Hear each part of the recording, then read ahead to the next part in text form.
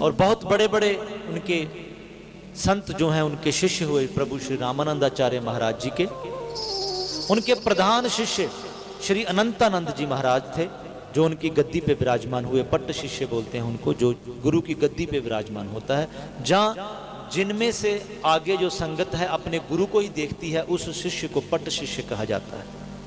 वो अनंतानंद जी महाराज थे। और अनंतानंद जी के शिष्य श्री कृष्ण बिहारी दास महाराज जी थे, जिन्होंने सारी जिंदगी दूध ही पिया, इसीलिए उनको पेयहारी कहते हैं। दूध का ही सेवन किया है उन्होंने। श्री रामानंदाचार्य भगवान जी ने सारी जिंदगी सिर्फ खीर ही खाई, खीर ही पाई है।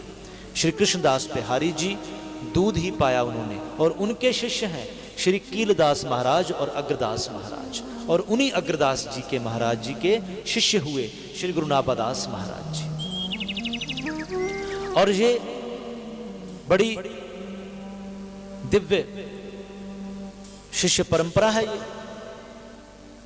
गुरु नाभादास जी को नामदान दिया गया, दीक्षित किया गया। अग्रदास जी ने जो नामदान दिया श्री कीलदास जी के आग्रह पर, क्योंकि श्री कीलदास महाराज ऐसे संत थे जिनकी हर पल समाधि रहती थी। गद्दी पे तो वो विराजमान थे, लेकिन सेवा सारी महंत की जो है वो अग्रदास जी ही करते थे। आज भी महंत की जो गद्दी है उस पे सभी बैठना चाहते हैं, लेकिन आज की जो लड़ाई है वो कुछ और हो गई है। उस समय लड़ाई होती थी सेवा की, आज लड़ाई होती है अपनी प्रतिष्ठा की, अपने पद की। और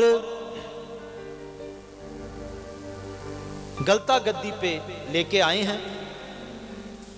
ये ग्रंथ में लिखा हुआ है, पाए परी आंसू आए कृपा कर संग लाए, कील आज्ञा पाई मंत्र अग्र सुनायो है। कील आज्ञा पाई मंत्र अग्र सुनायो। अग्रदास जी ने वो मंत्र उनके कान में फूंका है, नामदान का मंत्र।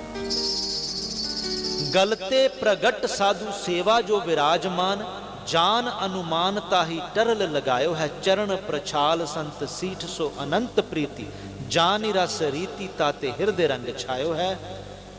बई बड़वाहे जाके पावे कौन पारावार, जैसो भक्ति रूप सो अनूप गिरा गायो। सो गलता धाम पे नामकरण दिया, नामदान दिया गया गलता धाम पे। नाभादास जी को दीक्षा दी गई